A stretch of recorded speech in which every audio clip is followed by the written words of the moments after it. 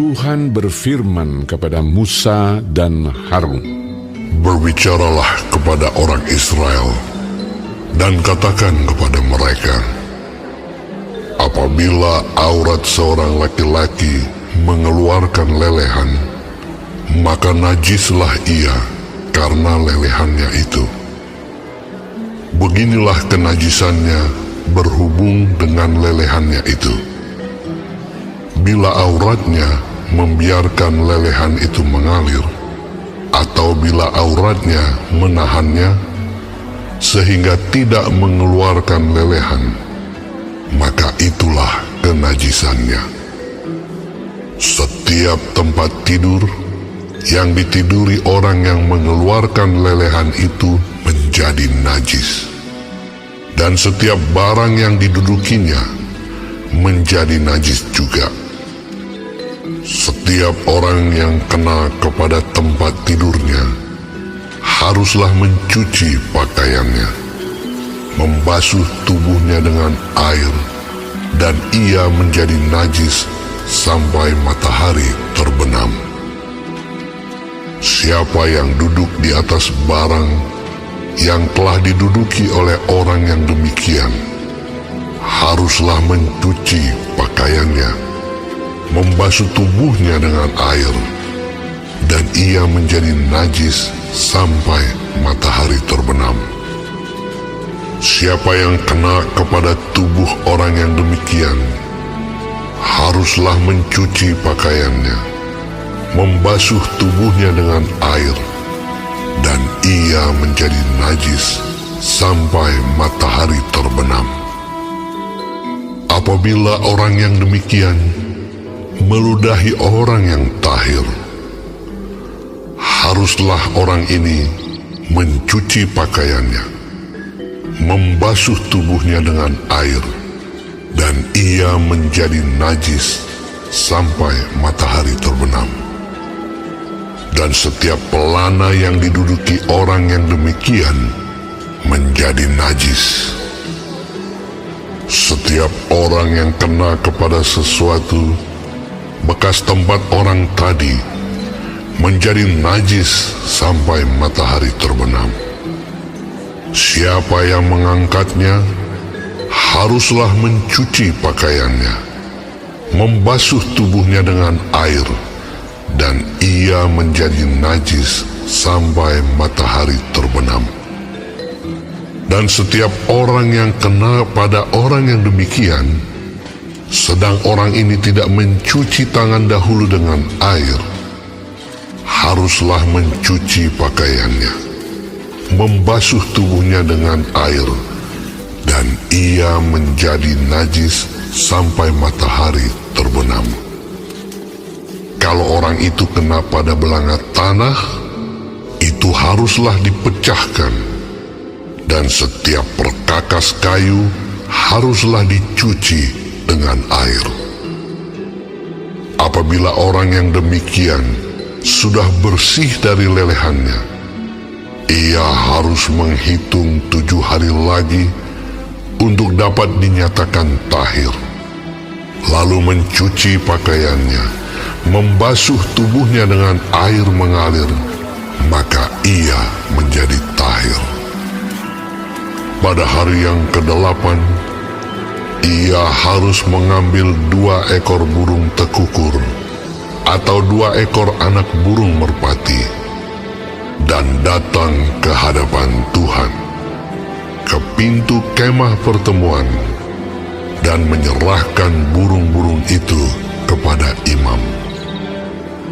Lalu imam harus mempersembahkannya, yang seekor sebagai korban penghapus dosa, dan yang seekor lagi sebagai korban bakaran.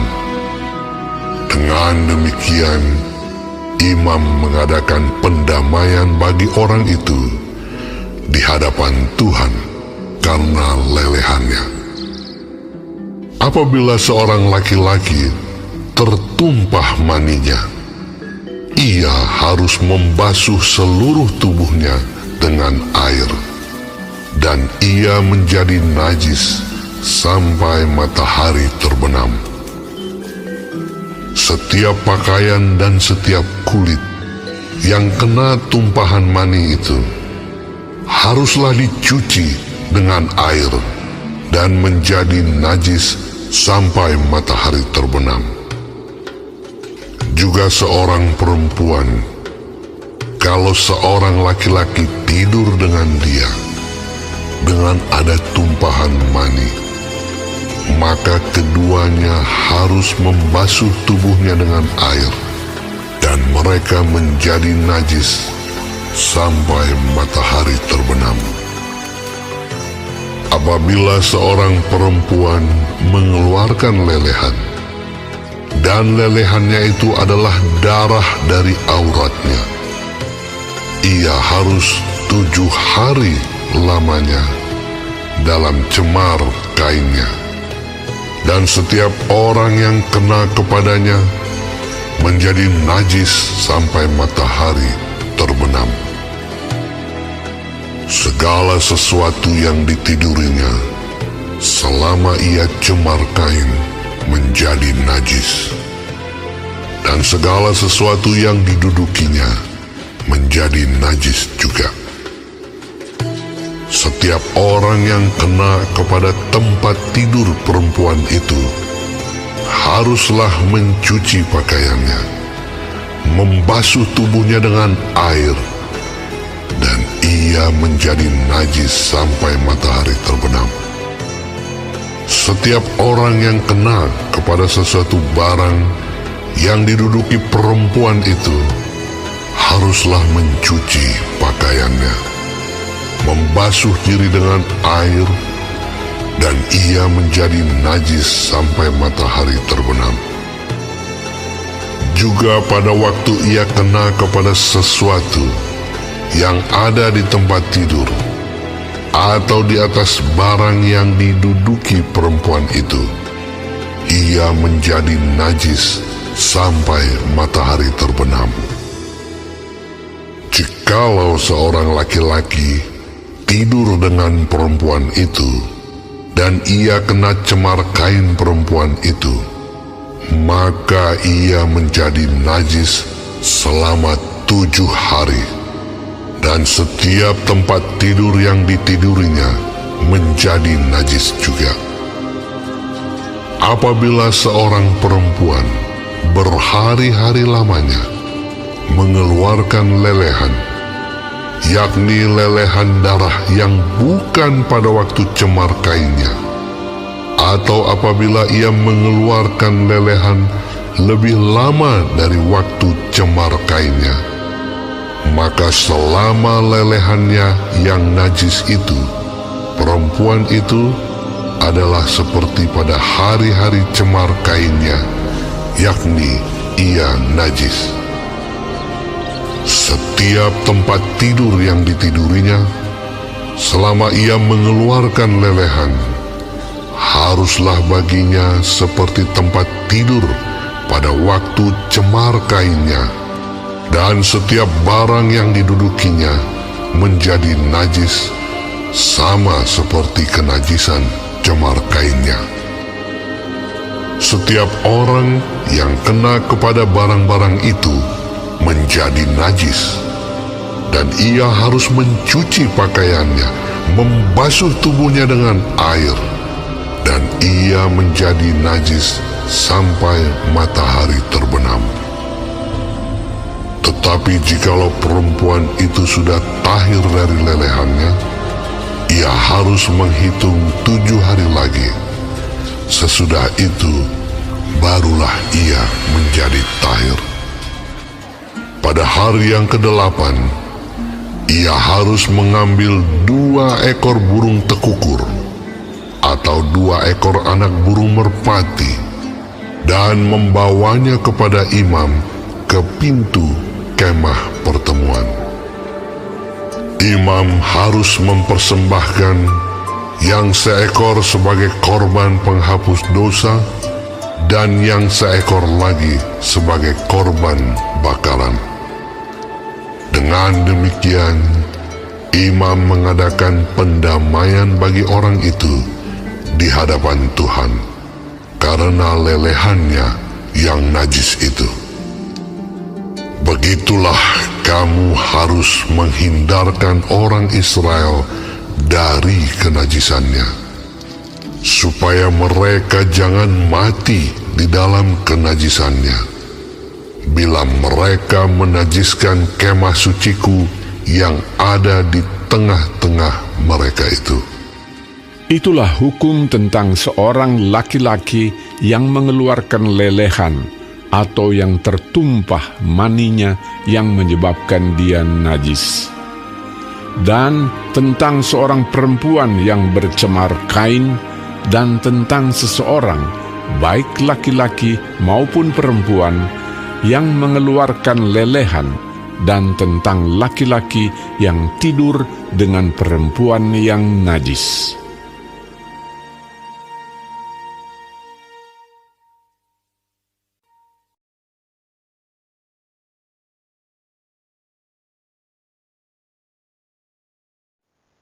Shalom saudara-saudaraku yang sangat dikasihi Tuhan Yesus. Puji Tuhan kalau kita masih hidup sampai hari ini dan dapat mempelajari firman Tuhan, patokan dalam kehidupan dari kitab Imamat pasal 15. Tuhan Yesus memberkati. Pasal 11 sampai pasal 15 menunjukkan perhatian yang besar dari Tuhan terhadap kesehatan jasmani dan kesejahteraan umat pilihannya. Bangsa-bangsa lain di sekitar mereka saat itu tidak tahu apa-apa tentang kebersihan, kesehatan, pentingnya pembasuhan, dan pencegahan penyakit menular. Mereka juga kurang memperhatikan orang-orang miskin dan sakit. Jadi, aturan-aturan Tuhan adalah bentuk perhatian Tuhan untuk mendorong umatnya hidup sehat, kudus bagi Tuhan. Ayat 18, ayat-ayat ini tidak menyiratkan bahwa seks itu kotor atau menjijikkan. Tuhan menciptakan seks untuk kesenangan bagi pasangan suami istri yang sudah sah menikah dan bagi kesinambungan bangsa itu, serta pelestarian perjanjian Tuhan dengan manusia. Jadi, segala sesuatu harus dilihat, dikerjakan dengan kasih dan sesuai firman Tuhan. Seks tidak terpisah dari kerohanian dan kepedulian Tuhan bagi manusia. Tuhan peduli terhadap kebiasaan seksual manusia. Tuhan merancangkan yang baik, termasuk seksualitas kita sebagai ciptaan Tuhan yang kompleks dan sempurna di mata Tuhan. Manusia cenderung memisahkan kehidupan fisik dan kerohanian, tapi sebenarnya itu tidak terpisahkan. Tuhanlah yang harus menjadi otoritas tertinggi dalam seluruh hidup kita, termasuk kehidupan pribadi kita. Ayat 32 sampai 33 menyatakan kepedulian Tuhan terhadap kesehatan umat pilihannya. Tuhan sangat menjunjung tinggi martabat seseorang, martabat tubuh, martabat pengalaman seksual, dan seluruh kehidupan tiap pribadi.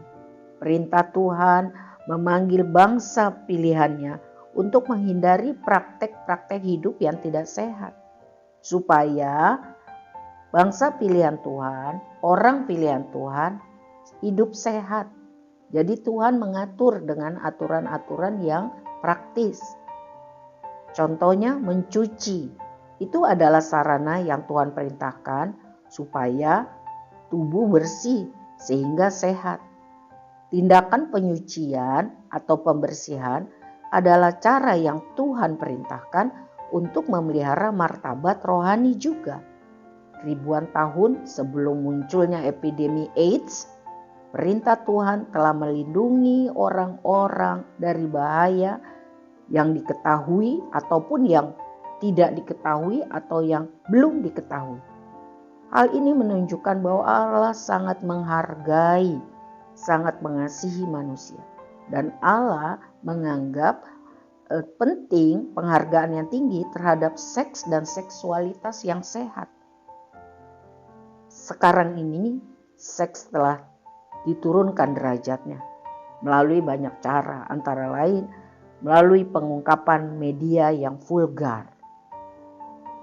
Seks telah menjadi wilayah umum, bukan lagi pribadi.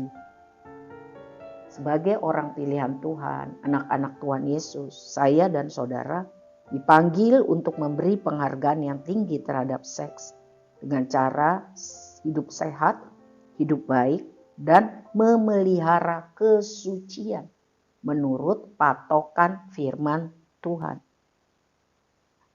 Ini adalah bentuk rasa terima kasih kita kepada Tuhan. Karena anugerah seks, anugerah pribadi kehidupan kita yang telah diberikan Tuhan. Jadi kita harus hidup benar. Hargai kebaikan, kesempatan, sarana yang Tuhan berikan. Tuhan Yesus memberkati.